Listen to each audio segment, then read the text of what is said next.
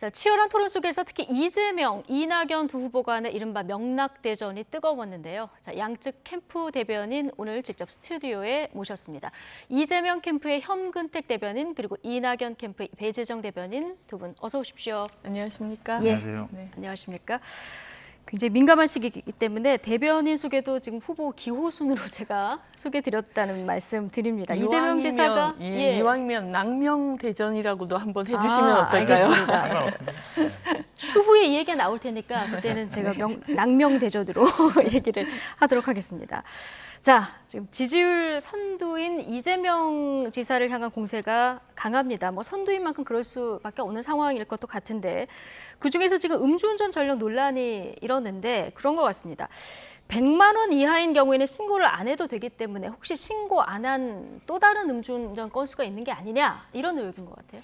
이게 논란이 되는 걸 잘 이해를 못 하겠는데요. 네. 아마 뭐 선거를 다 치러보신 분들은 알겠지만 그러니까 공직선거법은 100만 원 이상만 제출하게 돼 있어요. 근데 당에서는 제출을 할 때 본인 이름으로 공인인증 들어가면은 수사 중인 것까지 다 나옵니다. 네. 그걸 제출하게 돼 있어요. 예. 이미 제출돼 있고요. 이미 제출돼 있다. 그렇죠. 당연히 예. 제출돼 있죠. 그다음에 어제 아마 그 전에 아마 이재명 후보가 이걸 발급받아가지고 수사 중인까지 발급받아가지고 아마 다른 후보들한테 김남국 의원 통해서 아유, 보여준 경찰서에서 거. 직접 발급받아서 가진 제출했나요? 않아도 되고요. 아마 예. 온라인상에서 공인인증서 있으면 아마 발급받는 받아서. 걸로 알고 있습니다. 아, 예. 그래서 당에 제출을 한 저는 이거죠? 그렇게 해봤거든요, 실제로. 예. 그래서 그걸 이제 당에 제출하고 있기 때문에 예. 뭐 제가 보기에 이걸 계속 제기하는 의도는 잘 모르겠고, 근데 이제 이런 문제는 있습니다. 이거를 이제 공개할 수 있느냐 이런 문제가 있어요. 법상은 안 되게 돼 있어요. 네. 근데 이제 한 가지 보시면 아, 아시겠지만 법에 걸리는군요, 공개를 하면. 그렇죠. 그러니까 법에 인정된 경우만, 공직선거법처럼 인정된 경우만 공개할 수 있게 돼 있고 예전에 우리가 뭐 회사 취직할 때도 다 냈잖아요. 예. 근데 그게 점점 이제 줄여가지고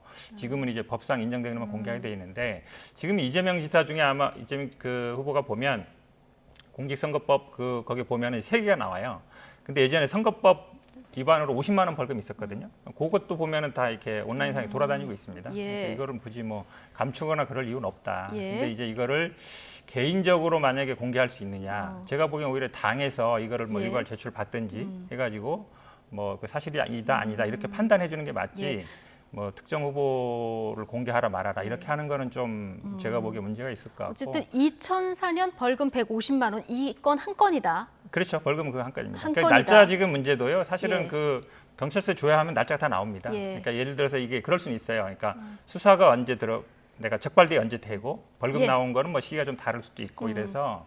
근데 저는 사실은 100만 원 이하 전과는 사실은 그 공직법에 공개는 안 되는데요. 예. 모르겠어요. 이 후보들 중에 또 있는지 모르겠지만 선거법 위반이나 이런 걸 보면은 후보들이 많이 간 경우 있습니다. 그런 부분들도 근데 과연 뭐 대중에 공개하는 건 저는 좀 아니라고 보고 예. 당에서 이거를 일괄적으로 정해가지고 예. 제출해서 사실 여부를 확인하는 절차를 거치면 알겠습니다. 될 걸로 보고 있습니다. 어쨌든 한 건이고 어제 이재명 지사가 당에 제출했다 얘기를 하셨습니다. 어제 토론회에서 사과도 했는데 자, 뭐 충분하지 않다고 보십니까? 아니요, 뭐 여전히? 충분하고 아니고를 떠나서 예. 설명이 기신 거 보니까 제가 알기로는 당에 제출하는 것은 100만 원 이상인 것으로 알고 있거든요. 실제로 네. 당에서 요구하는 것도 예. 100만 원 이상에 대해서 예. 제출하도록 하고 있어서 그 부분은 확인을 좀만 자, 해보시면 지금 좋겠다. 하긴 어제 제출한 것이 그 100만 어제는 원 당에 이하까지 제출한 게 아니라 제시를 예. 했다는 거죠. 각 제시. 후보들한테 네, 보여줬다는 네. 거예요. 예, 뿐만 이게 아니라 100만 지금 원 이하까지 포함이 된 겁니까? 현근택 네네. 대변인께.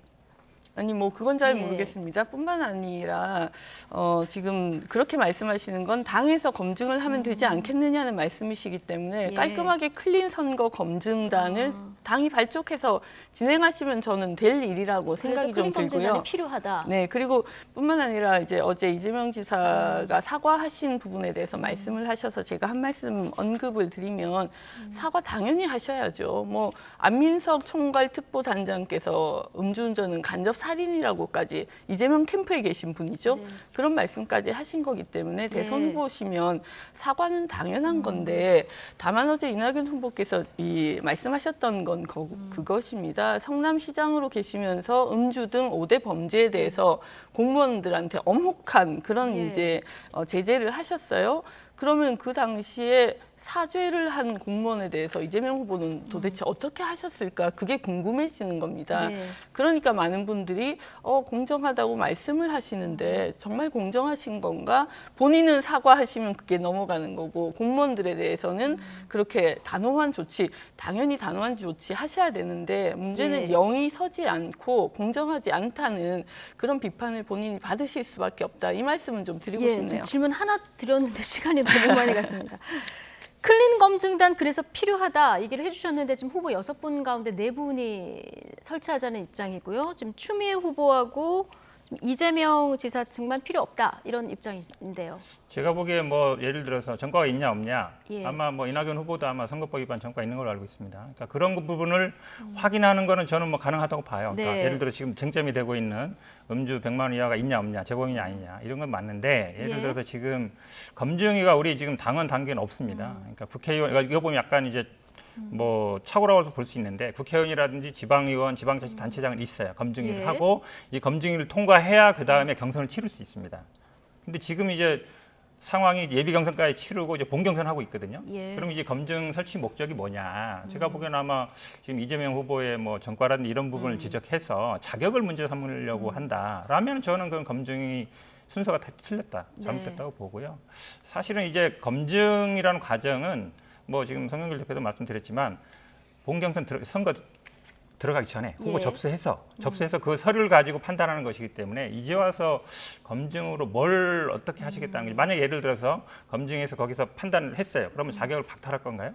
좀 그런 문제가 생기기 때문에 이거는 지금 서로 간에 이제 검증을 하는 지금 과정이거든요. 시점에서는 어쨌든 아니 지금 적절하지 어찌 보면 않다는 서로 건가요? 검증하는 예. 과정이에요. 자료를 네. 뭐 내라든지 아니면 전과라든지 아니면 이런 거 하고 있어서 검증의 범위가 어떻게 될지 그리고 검증의 결과로 뭘 할 건지 그런 부분에 대해서 제가 보기에 결론 내기가 쉽지 않다고 약간 보겠습니다. 저는 이제 납득하기가 좀 어려운 게 그럼 검증을 하면 모 후보가 떨어질 수도 있다는 걸 좀 전제하시는 것 같아요. 그런 얘기는 아니고요. 아니 어제 그러니까 분명히 아니 네, 저도 네. 좀 말씀을 네. 드릴게요. 네. 어제 분명히 두 후보가 다 오케이를 하셔서 지금은 사실은 6분이 다 찬성하신 건데 모든 후보들이 금방 말씀하시는 것처럼 서류 정도를 확인하고 검증하는 거라면 그러면 특정 후보한테 불리할 거다라고 얘기하는 게 오히려 이상하지 예. 않나요? 뭐 많은 국민들이 원하고 지지자들이 원하시면 깔끔하게 털고 넘어가시는 게 맞지 그걸 특정 후보한테 불리하니까 이건 뭔가 의도가 있는 것 아닌가 이렇게 보신다면 거꾸로 그 정도의 검증도 넘어서지 못하신다면 그 후보로서 과연 가능하시겠나 본선 경쟁력을 우리는 확인해야 되는 거거든요. 그 말씀을 좀 드리고 싶네요. 한마디 예. 하면요. 네. 6명의 후보가 전부 찬성한 건 아니고요.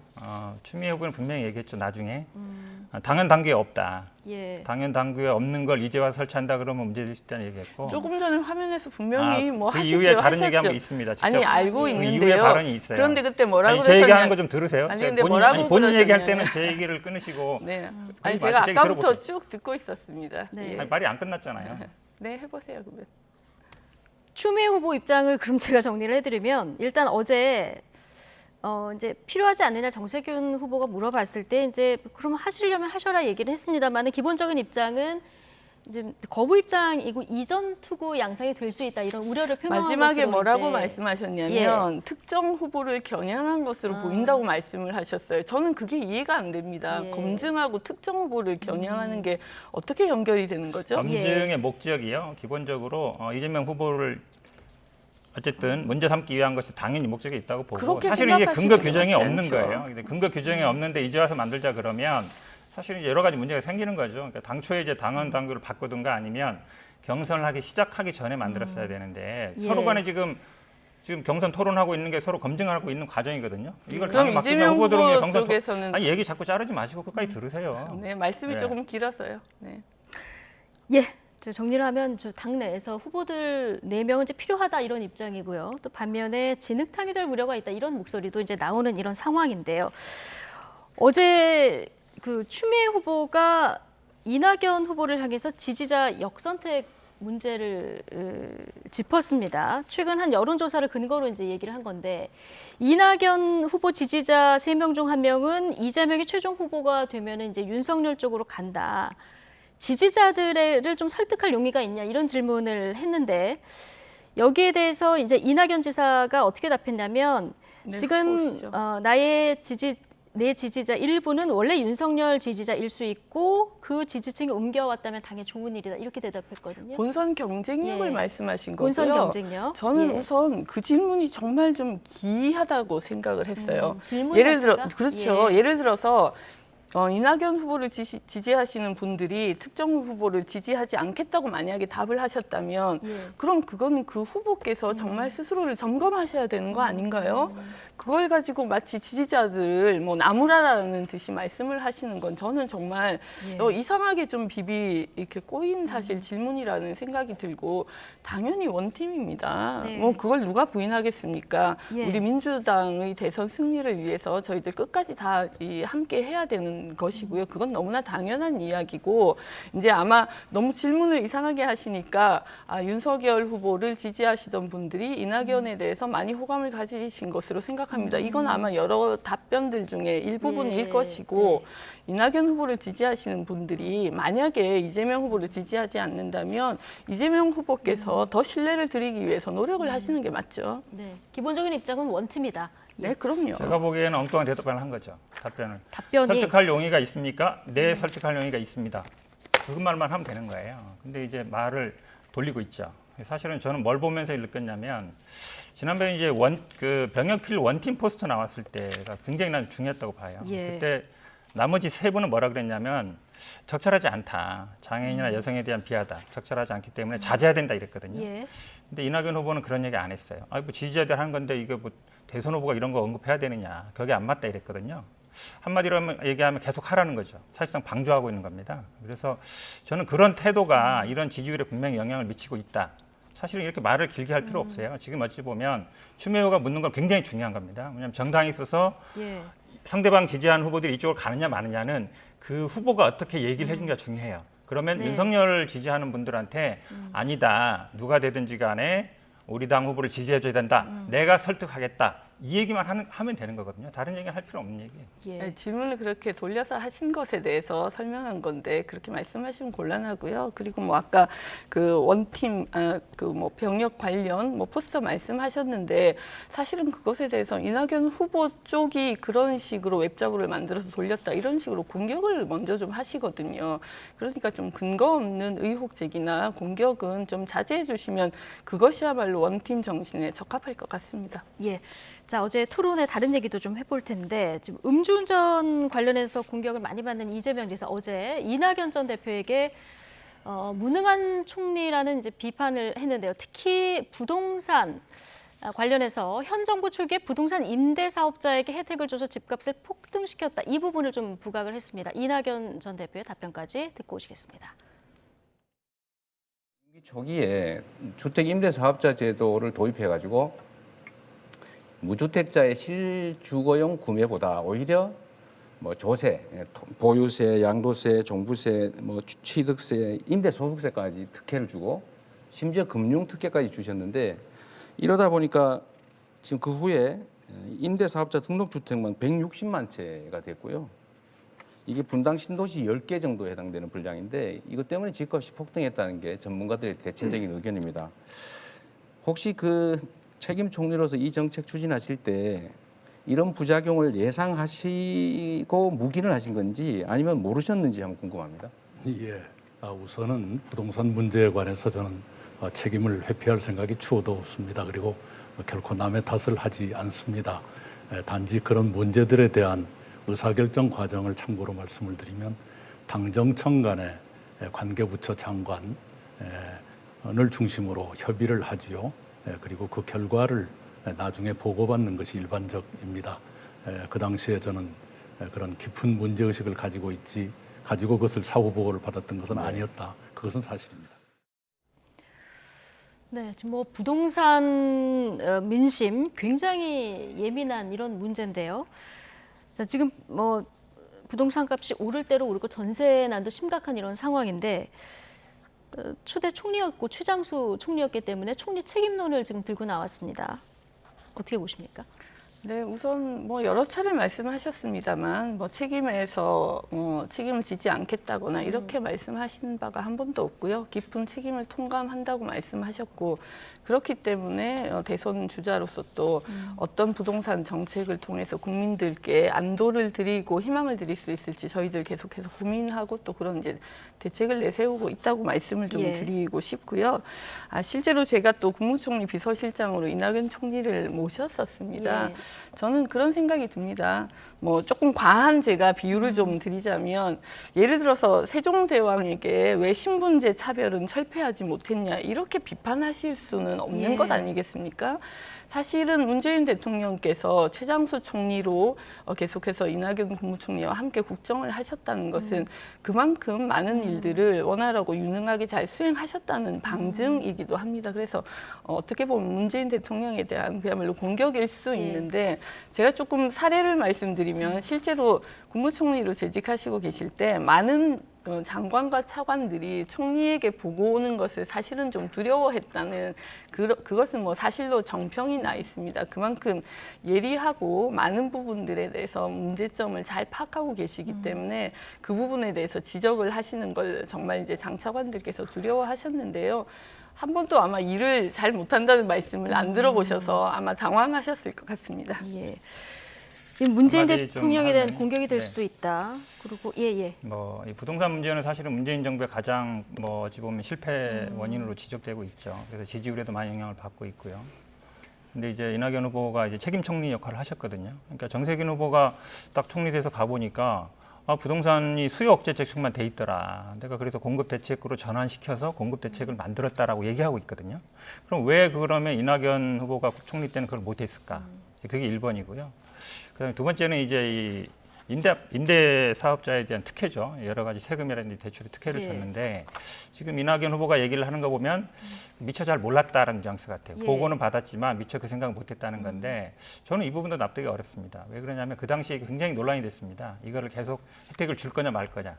대부분의 뭐 네티즌들이나 이런 분들이 이거 없애야 된다. 왜 안 없애느냐. 그래서 우리 당에도 굉장히 항의를 많이 했었거든요. 근데 이거를 그냥 나중에 보고만 받았다. 한마디로 얘기하면 관심이 없었다는 얘기잖아요. 이렇게 중요한 문제에 관심이 없으면 물론 저도 알고 있습니다. 장관들한테 군기라는 죄송합니다. 보고도 엄하게 받고 지시도 엄하게 하는 걸 알고 있는데 중요한 문제는 놓쳐인 거 아닌가. 공급 대책, 그다음에 임대사업자에 대한 특혜 폐지. 이 부분은 제가 보기엔 분명히 놓쳤다고 봅니다. 예, 두 분 말씀하시는데 부동산 문제 굉장히 중요하니까. 네, 제가 조금만 보태서 말씀을 좀 드리면 예, 짧게요. 사실은 잘 아실 겁니다. 임대주택 3법을 우리 의원님들이 다 동의해서 국회에서 통과시킨 것이거든요. 부작용의 문제를 어느 크기일 것이라고 예상하는 것이 그렇게 간단한 일은 아닙니다. 예. 10초만요. 임대주택 3법이 아니라 임대사업자 특혜를 말하는 겁니다. 지금. 예, 임대사업자 자, 예, 특혜, 예, 세금이라든지 대출에 대한 특혜를 말하는 건데 초기에 그렇죠. 공급을 늘리는 그렇죠. 그 부분을 얘기하는 건데 지금 다른 얘기하는 것 같습니다. 알겠습니다. 자, 두 후보가 이제 부동산 공약도 내놨는데요. 어제 이낙연 전 대표 성남 공항을 옮겨서 이제 인근 도시랑 해서 스마트 신도시를 만들겠다. 자, 이 공약을 내놨습니다. 이 정책은 어떻게 보십니까? 그러면 이제 서울공항을 어디로 갈 거냐, 어떻게 대체할 거냐, 네. 이게 한 135만 평도 됩니다. 물론 이제 대통령 전용기가 뜨고 내리는 것도 있지만요, 그것도 중요한 게 아니라 이제 정찰기도 뜨고 내립니다. 정찰기도 뜨고 내리는데 국산 정찰기가 있습니다.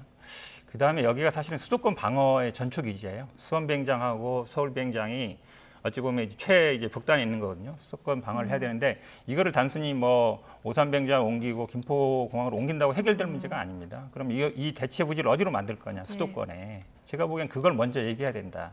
제가 보기엔 그 얘기 없이 그냥 이전한다 그러면 지금 뭐 전국의 모든 공항이 마찬가지입니다. 수원 비행장, 광주 비행장, 대구 비행장 뭐 다 이전 얘기가 있거든요. 근데 하나같이 해결 못하는 거는 대체 부지 해결 못하고 있기 때문이에요. 제가 보기에는 여기에 몇만 원 건설 얘기할 게 아니라 어느 지역에 대체 공항을 만들겠다. 그 얘기를 먼저 하고 얘기하는 게 저는 맞다고 봅니다. 네, 그래서 성남 서울공항 얘기는 이번에 처음이 나온 거는 아닌데 이 실현 가능성에 대해서는 지금 캠프 측에서 뭔가 보관이 있으니까 이제 대책을 내놨을 것 같은데요. 그렇죠. 발표를 하면서 예. 그 기능들을 각각 어떻게 분산하겠다는 것을 다 이미 말씀을 드렸고요. 그리고 공급 대책 하시는데 실제로 공급을 원하시는 수도권의 주민들이 워낙 많이 계신데 그럼 어떻게 가능성을 열어서 만들어 드릴 것인가의 문제거든요. 그런 차원에서 저희들이 이 공약을 예. 심도 있게 논의를 했고 실제로 50년 모기지 또 20년, 30년 장기 전세, 40대 무주택 대책 이런 것들을 다양하게 검토하면서 대책을 내놨다는 말씀을 드리고요. 예. 예, 사실은 그 이재명 후보께서 또 기본 주택 공약을 내놓으셨는데 100만 호 공급하겠다. 네, 예. 많은 분들이 그것이야말로 과연 실현 가능성이 있는가 이런 말씀들을 하시잖아요. 예. 그러니까 7만 호 정도에 대해서 실현 가능성이 없다고 말씀하실 때 100만 호면 만약에 4인 가족 기준이라고 한다면 거의 부산시 인구보다 더 많은 분들을 이렇게 그분들이 사실 수 있는 공간이어야 하는데 어떤 세부적인 계획 같은 걸 같이 발표를 좀 안 하신 것 같아요. 그래서 네. 그 부분에 대해서도 저희들이 좀 잘 좀 지켜보고 실현 가능성 있는 공약이신지 좀 국민과 함께 좀 보도록 예, 하겠습니다. 실현 가능성 관련해서 일단 뭐 중산층을 포함한 무주택자 누구나 건설 원가 수준의 저렴한 임대료로 30년 이상 살게 하겠다. 좋은데 재원은 어떻게 마련할 것인가? 자, 이 물음표를 제일 많이 던지시는 것 같습니다. 재원 마련 전에 실현 가능성 말씀하셨는데요. 예. 지금 현 정부 문재인 정부에서 2025년까지 205만 호 건설 계획이 있습니다. 그러니까 지금 이재명 후보 같은 경우에는 그것까지 포함해서 임기 내죠. 그러니까 2027년까지 250만 호이기 때문에 사실은 2년간 기간이 더 있고 거기에 한 45만 호 호가 더 늘어난다는 것이고요. 재원 마련 말씀하시는데 사실은 이게 국가 재정이 들어가는 건 아닙니다. 우리 주택 기금이라든지 아니면 들어가는 건데 기본적으로 이 기본 주택 같은 경우에는 분양을 하는 게 아닙니다. 토지는 기본 분양이 아니고요. 주택은 예. 분양인 경우도 있고 임대인 경우도 있어요. 토지는 어찌 보면 공공기관이 그대로 갖고 있는 겁니다. 그렇기 때문에 사실은 아파트 가격에요. 한 8, 90%는 다 토지 가격입니다. 예. 건물 가격은 사실은 뭐 건설 원가가 한 4, 500밖에 안 되거든요. 대부분의 만약에 1,500이다 그러면 1,000만 원 정도는 토지 가격이에요. 토지를 담보로 한다든지 아니면 유동화한다든지 이런 방법을 하는 거다. 기본적으로 그러니까 분양받는 아파트를 생각하시지 말고 기본적으로 예. 아파트는 이게 30년간 그냥 임대로 가는 거다. 공공 임대로 가는데 가장 지금 임대 아파트와 가장 다른 점은 지금 임대 아파트는 약간 외곽에 아니면 약간 저소득층 아니면 예. 탈북자 뭐 이런 분들이 가서 살고 있는데 그게 아니라 모든 분들이 그러니까 모든 분들 누구든지 할 수 있게 하겠다. 그리고 약간 좋은 조건에 지어서 지금은 보면 임대 아파트와 분양 아파트 어찌 보면 이게 분리돼 있어가지고 서로 뭐 노인정도 따로 만들고 이랬잖아요. 그러니까 그런 거를 좀 없애겠다. 같이 네. 사는 어떤 단지를 만들겠다 이런 취지입니다. 어제 저는 토론회 말미에 이 부분에도 좀 깜짝 놀랐는데 갑자기 추미애 후보께서 문재인 정부의 그 주택 공급 대책도 포함된 거냐 이렇게 질문을 하시고 그렇다고 말씀을 하셔서 사실은 놀랐거든요. 사실 대선 후보들께서 공약을 발표하시면서 예. 기존에 나와 있는 대책이 포함되어 있는지 아닌지를 그런 방식으로 밝히시는 걸 좀 처음 봐가지고 조금 당혹스러웠었습니다. 예. 이게 굉장히 중요한 부분인데 왜 그러냐면 신규 택지가 없어요. 지금 3기 신도시라든지 이런 걸 만드는 거거든요. 근데 차이가 뭐냐면 기존은 대부분 지금 현재 지금 문재인 정부에서는 대부분 분양이에요, 다. 근데 지금 250만 원 중에 150만 원 분양으로 가는데 100만 원은 기본 주택으로 가겠다. 그러니까 임대로 가겠다는 거죠. 네. 그 차이가 있는 거예요, 기본적으로. 분양이냐 임대냐. 알겠습니다. 이낙연, 이재명 두 후보 캠프 대변인 모시고 지금 서로 입장 듣고 있는데요. 자, 또 하나 공세 중에 하나가 지금 이재명 지사가 지사직을 유지하면서 선거운동을 하고 있다. 이런 비판이 나오고 있습니다. 이게 뭐 법적으로는 문제가 없는 것 같은데요. 이런 비판에 대해서는 어떻게 받아들이십니까? 물론 뭐 이게 지사직을 유지하고 있으면 나올 수 있는 얘기인데요. 만약에 물론 법적으로는 지금 90일 전이니까 예. 12월 9일 전에만 사퇴하면 되는데요. 그러니까 사퇴했을 때 문제도 있습니다. 그러니까 네. 뭐 원희룡 지사 같은 경우 굉장히 또 돈에서 반발이 많거든요. 그러니까 우리 당 같은 경우에는 예전에 김두관 후보가 이런 경우였어요. 중간에 사퇴하고 나와서 대선 후보 나온 거에 대한 역풍이 불어서 한 10년 정도 정치적인 암흑기가 있었습니다. 그런 부분도 있고요. 또 저는 이런 얘기도 하고 싶어요. 그러면은 국회의원들은 괜찮냐. 그러니까 지금 아마 국회의원 후보들이나 아니면 각 캠프에 네. 국회의원들이라든지 보좌관들이 가서 일을 하고 있거든요. 근데 이제 의정 활동은 아니에요. 개인적인 정치 활동입니다. 그럼 그분들이 세비를 주고 급여를 주고 뭐 예를 들어 유류비를 주고 다 주는데 그거를 써도 되느냐? 안 됩니다. 제가 보기에는. 오히려 후원금으로 쓰는 건 맞아요. 근데 지금 계속 지금 섞여 있다 그러는데요. 지금 예. 이재명 그 캠프 쪽에 와 있는 비서진이나 이런 분들은 다 사표 내고 나왔습니다. 그리고 쓰는 비용들은 이제 후원의 비용으로 쓰고 있거든요. 그런데 이제 오영훈 대변인이 네. 그런 얘기를 해서 저희 문제를 삼은 건데 예. 오히려 저는 국회의원들은 오히려 더 그런 부분에서 자유롭지 않다라고 보고 있습니다. 지금 네. 이낙연 캠프의 오영훈 수석 대변인이 경기도민의 혈세가 이재명 지사 선거 운동에 쓰였다 이 얘기했다가 이재명 캠프에서 당 선관위 윤리감찰단에 이제 신고를 하는 상황이 네, 됐거든요. 여러 가지를 좀 같이 말씀드리고 예. 싶은데요. 당연히 법적으로 가능합니다. 그리고 저는 아마 도지사를 수행하고 계시기 때문에 그런 고민들이 많으실 거라고 생각해요. 그런데 그게 문제가 아니고요. 그러니까 예. 법률적으로 맞다 아니다가 문제가 아니고 실제로 선거 운동과 도정이 섞이고 있는 것 아니냐 이런 의혹이 있는 겁니다. 많은 분들 아시겠습니다만 경기도 산하 그 교통연수원 간부가 네. 이낙연 후보에 대해서 기레기다 이러면서 공격해야 된다 이런 식으로 또 하시는 것들이 드러났었고요. 그리고 오늘 밝혀졌습니다만 어제 오늘 밝혀졌습니다만 학생들한테 기본소득 홍보를 또 이 공문을 보내서 학교에 그렇게 아이디어 공모전을 하고 홍보를 또 하고 계세요. 그러니까 이게 도정을 하시는 건지 아니면 개인의 선거 운동을 하시는 건지가 섞입니다. 세간에서 뭐라고 그러시냐면요. 강물에 금 긋는다고 그게 금이 그어지냐 이런 말씀을 예. 하시는 거거든요. 제가 드리고 싶은 말씀은 그렇기 때문에 더 조심하셔야 되고 잘하셔야 되는데 기본소득만 하더라도 홍보비를 저희가 아는 것만 해도 30여억 원을 쓰신 거거든요. 네. 외국에도 홍보를 하셨다고 하던데 그런 것들이 그러면 경기도의 일인지 아니면 이재명 지사의 대선 행보를 위한 일인지 그런 것들에 대해서 의혹을 당연히 제기할 수 있는 부분들입니다. 그리고 음주운전 논란이 됐을 때 이재명 지사께서 예. 동료에 대한 예의를 말씀하시던데 저는 오영훈 수석 대변인이 TV에 나와서 말씀하신 것도 아니었고 논평을 통해서 질문을 한 거거든요. 그러면 그 질문에 대해서 답하시면 됩니다. 예. 제가 알기로는 이 지사께서 직접 오영훈 수석한테 전화를 하셔가지고 양 캠프 간 서로 잘 조율해달라고 저녁에 말씀을 하셨대요. 예. 그리고 나서 그 다음 날 제소를 하신 겁니다. 예. 이거는 그럼 동료에 대해서 예의가 있으신 일인지. 신고까지 한 건 네. 너무 과했다.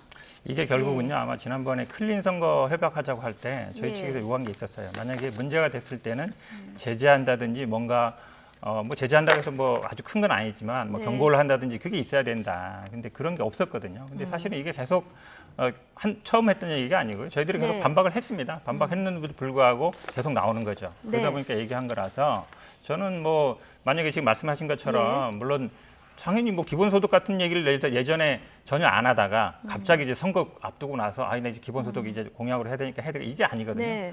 성남시장 할 때부터 계속 해왔던 일이에요. 계속 해왔던 일이기 때문에 제가 보기에 그거를 문제 삼는다 그러면 오히려 말씀하신 것처럼 도지사를 그냥 사퇴해라. 근데 그 법으로 정해낸 이유가 있는 겁니다. 네. 91년에 정해놓은 이유는 그때까지는 수행하라는 거거든요. 예. 저는 오히려 사퇴했을 때 더 많은 비난과 아니면 도민들이 무책임하게 도지사직을 내던졌다. 본인이 어쨌든 대선 출마를 위해서 그런 비판을 받을 수 있기 때문에 저는 현행법 하에서는 이런 논란이 생길 수 있지만 저는 예, 예. 유지하는 게 맞다 보고 있습니다. 알겠습니다. 지금 양 캠프에서 의견이 대립되는 것이 이것 말고 경기 남북도 분리 문제라든가 전도민 재난지원금이라든가 이렇게 팽팽하게 맞서는 부분이 많은데 지금 시간이 저희가 3분밖에 남지 않아서 자 오늘 나온 여론조사 중에 아마 이게 민주당의 공방이 치열해질수록 영향이 있었던 건지도 모르겠는데요.